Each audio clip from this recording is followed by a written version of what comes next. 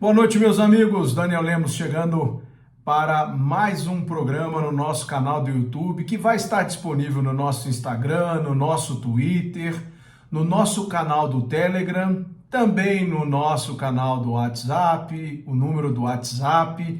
E eu já vou chegando para conversar com vocês sobre esse programa que nós vamos fazer todas as sextas-feiras, às 21h20, um vídeo gravado, onde nós vamos chamar esse programa de Questão de Ordem, perguntas e respostas.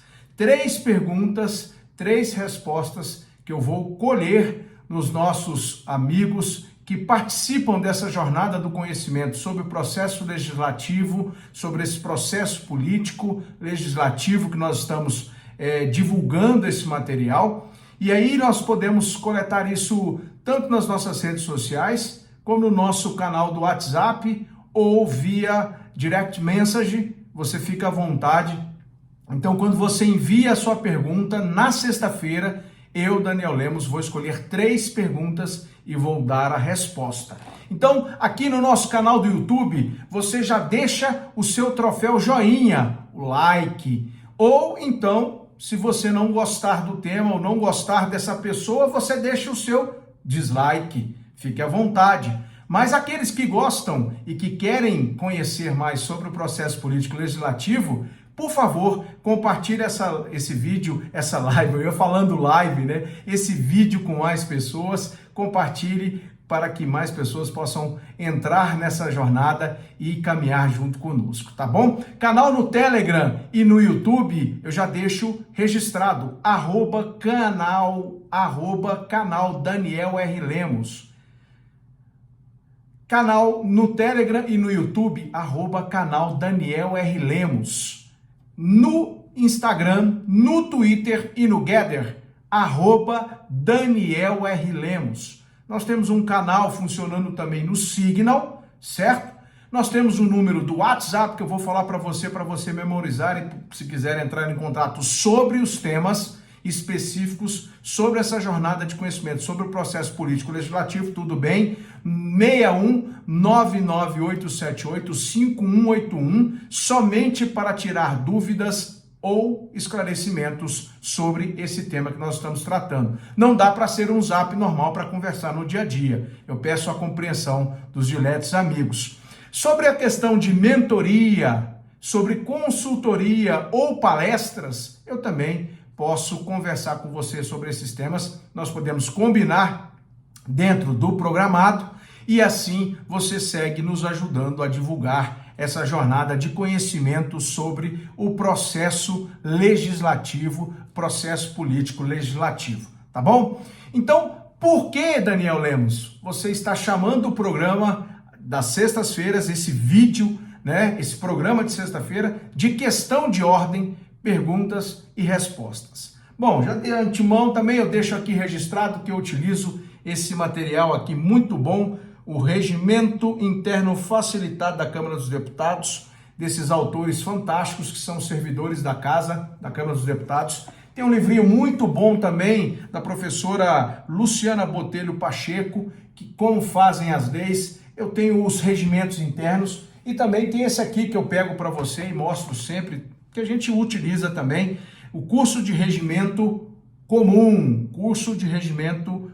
do Congresso Nacional. Lembra que eu fiz uma pergunta, quantos regimentos internos tem dentro do Congresso Nacional? E aí eu coloquei 2, 3, 4, 5. Muita gente botou 5, muita gente colocou 2, muita gente colocou 4, e o certo é você dizer 3. O regimento da Câmara dos Deputados, do Senado Federal e o regimento comum também. E aí tem outras normas, né? Mas as questões de recursos, as questões de ordens que podem instruir e se transformar aí em regras para tratar o processo legislativo. Então, por que questão de ordem, Daniel?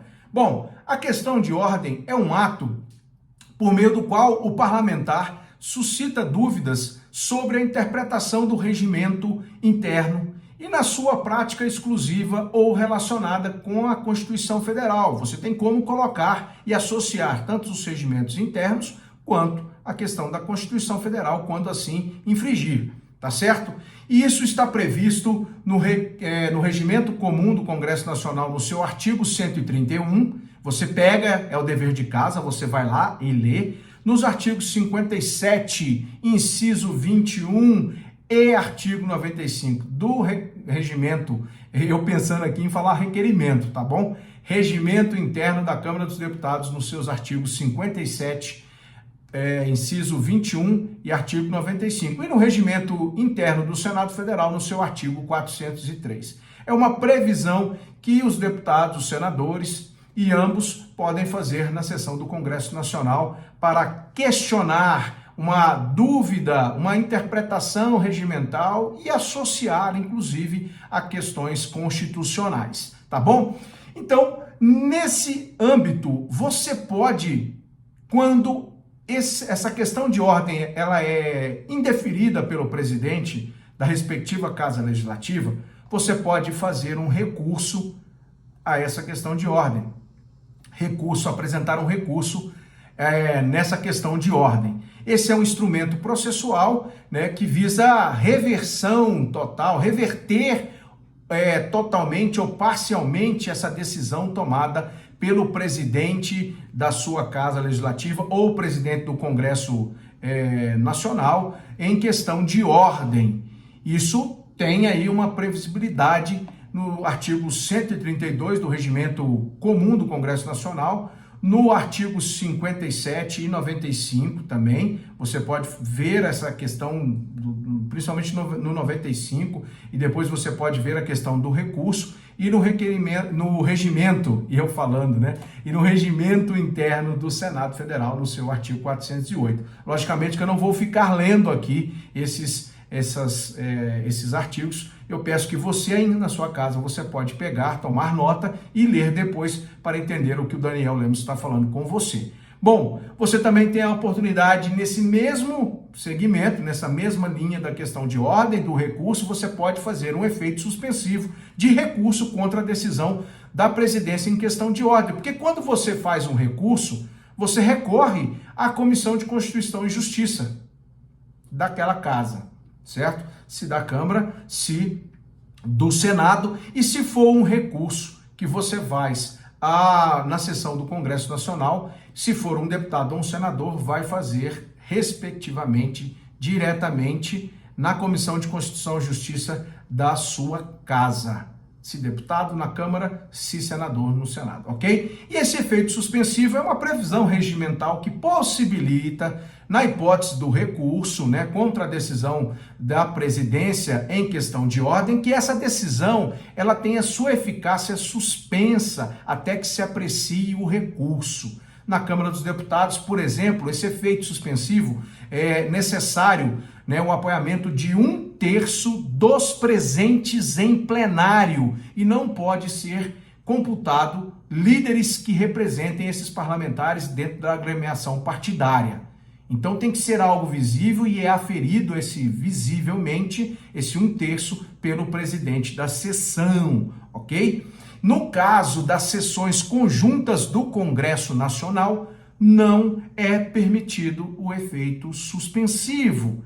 E aí eu leio esse artigo 132 do Regimento Comum do Congresso Nacional. É irrecorrível a decisão da presidência em questão de ordem, salvo se estiver relacionado com um dispositivo constitucional. Parágrafo 1º, apresentado o recurso que não terá efeito suspensivo, o presidente ex officio ou por proposta do recorrente deferida pelo plenário remeterá a matéria à Comissão de Constituição e Justiça da casa a que pertence o recorrente. Caso o parecer lá na frente seja aprovado na Comissão de Constituição e Justiça da casa respectiva do recorrente, ela poderá fixar norma a ser observada pela mesa nas hipóteses idênticas. Então, explicando isso para vocês, eu já vou dando alguns esclarecimentos e explicando toda essa linha que tem, né, em cima da questão de ordem. Então, lembrando para você, você tem A questão de ordem, você pode fazer um recurso contra essa decisão, a CCJ, né? E você pode ter um efeito suspensivo desse recurso contra a decisão do presidente, no caso, na Câmara dos Deputados e no Senado. Você pode fazer isso, certo? Mas no Congresso Nacional você não pode, desde que você tenha o apoiamento visível de 1/3 dos presentes nos plenários respectivos, tá certo? Você tem usualmente o pela ordem. É um instrumento regimental utilizado principalmente dentro do regimento do Senado Federal, no seu artigo 14, no seu inciso 10º, na linha A.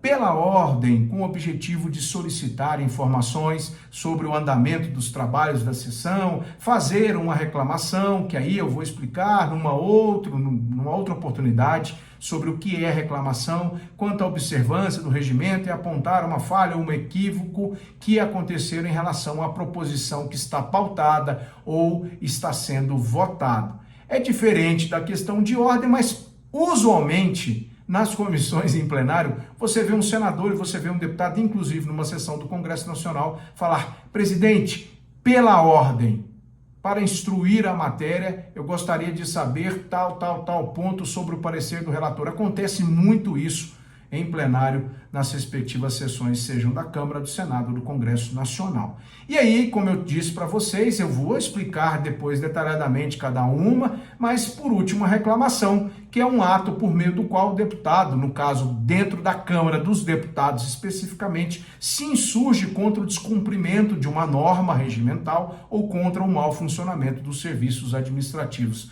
da Casa. A previsão no regimento interno da Câmara dos Deputados está no seu artigo 55, parágrafo único, e 96 do regimento interno.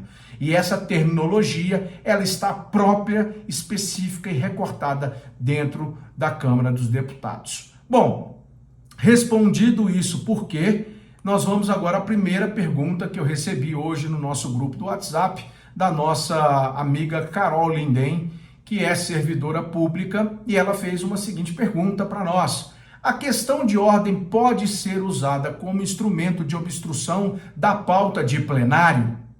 Olha, quando você pega o regimento, né, e você vai olhando dentro dos seus parágrafos, porque o artigo 95, que trata da questão de ordem, né, tem 10 parágrafos, e ele ordena tudo isso. E aí ele diz: parágrafo 1º, durante a ordem do dia só poderá ser levantada a questão de ordem atinente diretamente à matéria que nela figure. Parágrafo 2º, nenhum deputado poderá exceder o prazo de 3 minutos para formular a questão de ordem, nem falar sobre a mesma mais de uma vez. Certo? Parágrafo 3º, no momento da votação ou quando se discutir e votar a redação final, a palavra para formular uma questão de ordem só poderá ser concedida uma vez ao relator, uma vez ao outro deputado, de preferência ao autor da proposição principal, ao acessório da votação, e assim vem ordenando os 10 parágrafos que eu não vou ler e você pode ler aí daqui a pouco.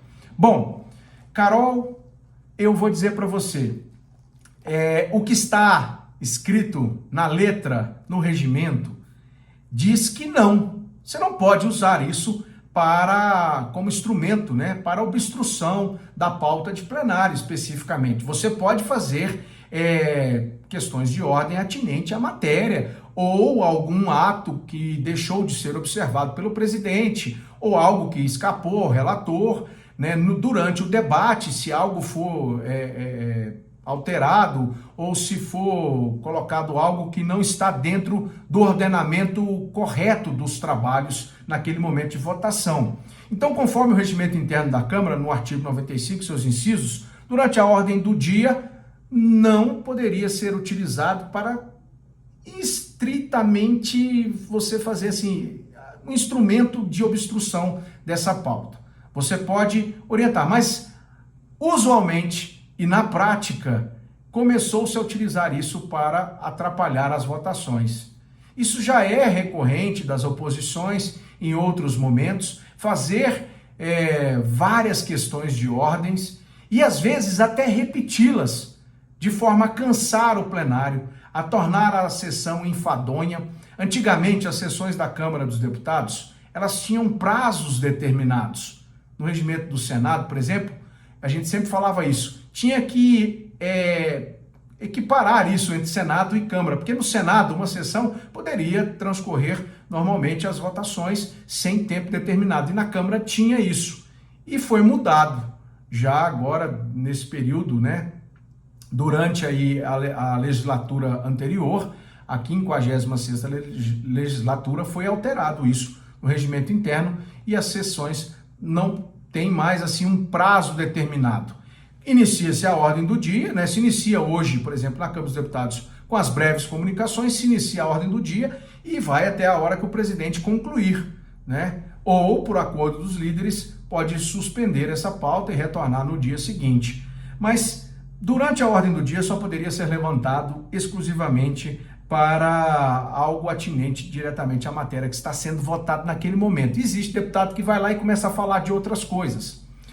Antigamente, você até poderia ir por plenário sem estar na ordem do dia e fazer uma questão de ordem e recorrer de alguma decisão dos presidentes das comissões ou das comissões permanentes e das temporárias. Você poderia fazer isso, né? E até se permite o presidente, com a anuência da presidência, né, da mesa diretora, ou de quem estiver presidindo, né, se permite até mesmo se fazer isso em momento extemporâneo que não esteja dentro da matéria específica da ordem do dia. Então, assim, nesse caso, eles usam esses 3 minutos para fazer uma questão de ordem. E imagina assim, várias questões de ordem sendo feitas, 3 minutos, e você tem a opção que às vezes, né, com a contradita ou o contra-argumento. Alguém faz uma questão de ordem e alguém discorda e pode falar para contraditar aquele que está fazendo a questão de ordem. Isso vira quase que um debate que prolonga a sessão. Então, ela dentro do regimento interno, eu penso que não se poderia, mas usualmente na prática, infelizmente, nós temos assistido que as oposições antigas e as atuais, em 2018, principalmente na 56ª legislatura, né, do presidente Jair Bolsonaro, as oposições, durante o período da pandemia, foram várias vezes e ainda se repetir. Então, como eu estava dizendo para vocês, na questão equivalente, então se prolonga e se faz as mesmas questões de ordem. Então, no 95 está prevista a questão de ordem. E lá no 57, inciso 21, diz: o membro da comissão pode levantar questão de ordem sobre a ação ou omissão do órgão técnico que integra, mas somente depois de resolver conclusivamente pelo seu presidente, poderá a questão ser levantada em grau de recurso por escrito ao presidente da Câmara, sem prejuízo do andamento da matéria em trâmite. É uma associação que faz, nesse caso que nós temos aqui, né, da admissibilidade, apreciação das matérias pelas comissões, onde também você pode levantar a questão de ordem, não somente em plenário, tá bom? Então, às vezes, isso acontece bastante e a gente fica aí percebendo isso como acontece e que é, sim, utilizado dentro do regimento para, né, nesse caso, para utilizar para obstrução da pauta de plenário ou das comissões. Você perguntou só do plenário, mas eu respondo para você que pode também das comissões. A outra pergunta que eu recebi, que eu vou comentar, é da nossa amiga Carolina Brito, de Belo Horizonte. Agradecer a Carol e a Carolina, né?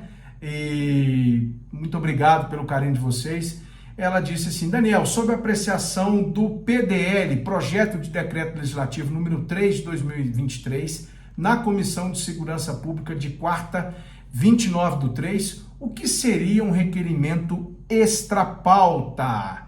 Muito boa a sua pergunta. Aconteceu esse projeto de decreto legislativo, ele visa sustar os efeitos do decreto recente do atual presidente da República, o decreto 11.366, de 1º de janeiro de 2023, que limita o registro e aquisição de armas de fogo, uma coisa que está bastante polêmica atualmente no Brasil, e que teve um decreto na terça-feira, um acordo que o ministro da Justiça atenderia os parlamentares que foram conversar a questão, e de fato na quarta-feira aconteceu um decreto prorrogando esse prazo para maio, né?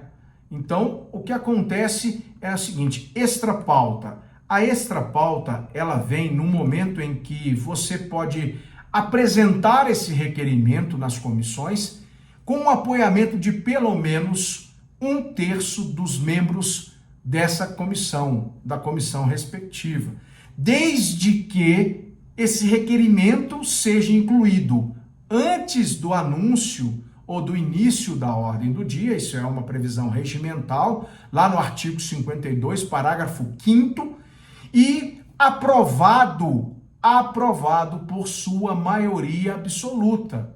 Então, se uma comissão permanente ou comissão temporária tem lá 20 membros, 1/3 precisaria para apoiar, e a aprovação precisaria ser de maioria absoluta, nesse caso 11 dos seus membros da respectiva comissão, com o objetivo de incluir a matéria na ordem do dia para apreciação imediata.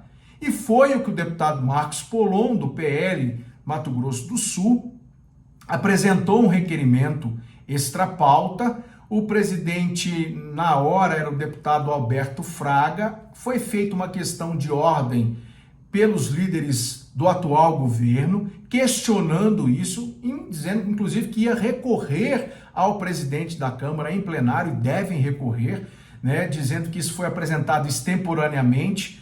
Então, o que acontece é que esse foi apresentado após mesmo esse decreto que prorrogou, né, essa questão aí do registro de armas e da aquisição de armas, né, o decreto 11.366. Então, um deputado se sentiu na obrigação de apresentar uma extrapauta, e essa extrapauta foi aprovada por ampla maioria, se não me falha a memória, por 24 deputados contra 3 que votaram contrário a essa inclusão extrapauta na Comissão de Segurança Pública e Combate ao Crime Organizado da Câmara dos Deputados no dia 29. Então, ao aprovar o requerimento, passou-se a deliberar imediatamente sobre o PDL 03, e o deputado Marcos Polon, né, líder do Proarmas e deputado federal pelo PL do Mato Grosso do Sul, pôde apresentar o seu relatório. E logo após apresentar o seu relatório, foi pedido vistas. Nesse caso, o pedido de vistas ele pode ser conjunto, e aí ele dura até 2 sessões, tá bom? Então, esse requerimento de inclusão de qualquer proposição extrapauta é algo que depende desse apoiamento inicial de 1/3 dos membros da comissão, certo? 1/3 para tramitar, e tem que ser colocado, no caso do Infoleg, até o início da ordem do dia. E depois passa-se a deliberar sobre esse requerimento extrapauta imediatamente, e, se aprovado, passa-se a deliberar sobre a proposição a qual está se pedindo para incluir na ordem do dia da comissão. E às vezes em plenário acontece, porque os apoiamentos em plenário ao requerimento 155, que acontece de incluir isso, ou de incluir um projeto durante a ordem do dia, é que o apoiamento, no caso do 155, é um requerimento que dá urgência imediata, pulando todos os passos da tramitação legislativa, né? Leva imediatamente para o plenário. Então, às vezes, um líder coloca as assinaturas e alcança o apoiamento no caso do plenário, esse 155, apoiamento de 257 deputados ou líderes que o representem, e às vezes o presidente deixa ali sobre a mesa, matérias sobre a mesa. Quando ele chama a pauta, ele fala da ordem do dia, né? 1, 2, 3, quais vão ser os projetos que vão ser votados, as proposições, e ali ele pode deixar as matérias sobre a mesa, e aí ele pode colocar para votar esses requerimentos. Às vezes já aconteceu o requerimento entrar no meio da ordem do dia, até fora um pouquinho, porque é um pedido de urgência, nesse caso específico, dentro do plenário. Você entendeu? Existe uma forma dentro das comissões, e eu expliquei algo sobre o requerimento de urgência urgentíssima, que nós chamamos, dentro do linguajar do processo legislativo, com base no artigo 155, que fica como matéria sobre a mesa no plenário, e o presidente, assim que alcança o apoiamento de 257 deputados ou líderes que os representem, nesse caso, dependendo do acordo de líderes e ali da conveniência do presidente, ele pode pautar como matéria sobre a mesa e chamar a votação imediata em plenário também. Seria quase, não é, mas assim, entrou extra pauta, esse requerimento, que vai trazer uma matéria que pode ser votado, ser aprovado imediatamente. Usualmente, num acordo de cavalheiros, de lideranças, normalmente estava se dando um prazo assim de uma semana, ou se marca um dia para votar quando se aplica urgência urgentíssima no artigo 155 da Câmara, alguma matéria em plenário. Tá bom? Então agradecer a vocês mais uma vez pelo carinho, pela atenção. O vídeo ficou um pouco extenso, mas eu expliquei aí 3 coisas específicas. Dentro, no caso da questão de ordem, eu falei de recurso, efeito suspensivo, falei do pela ordem, falei da reclamação. Depois eu comentei sobre se utilizar da questão de ordem, nesse caso, como instrumento de obstrução da pauta de plenário ou nas comissões. E por último eu respondi o que é o requerimento extra-pauta. Bom, deixa aí, como eu disse, o seu like, o seu dislike, fica à vontade. Compartilhe com mais pessoas esse vídeo, nos traga relevância a esse projeto, dessa jornada de processo político legislativo. Nosso canal no Telegram e no YouTube, @canal Daniel R. Lemos. No Instagram, Twitter e Gather, @Daniel R. Lemos. Ali nós temos um canal no WhatsApp, que é um grupo exclusivo, e o nosso telefone desse WhatsApp, que é para tirar dúvidas, para conversar, esclarecimentos sobre esses temas, né? Se você quiser uma mentoria, algo individual, em grupo, uma consultoria, e se você quiser palestras específicas nos estados, o Daniel Lemos também está disponível para que nós possamos levar esse conhecimento, essa jornada de conhecimento também a todos do nosso Brasil querido. Eu agradeço mais uma vez essa oportunidade de estar com vocês, das perguntas que eu recebi, sempre às sextas-feiras. Na segunda-feira nós temos a nossa live e nós vamos definir um tema e vamos lançar lá depois, tá bom? Então um grande abraço para você, que Deus te abençoe, te guarde e conceda um excelente final de semana. Para quem vai assistir depois, um abraço, Daniel Lemos, obrigado aí por tudo que vocês têm dedicado a nós.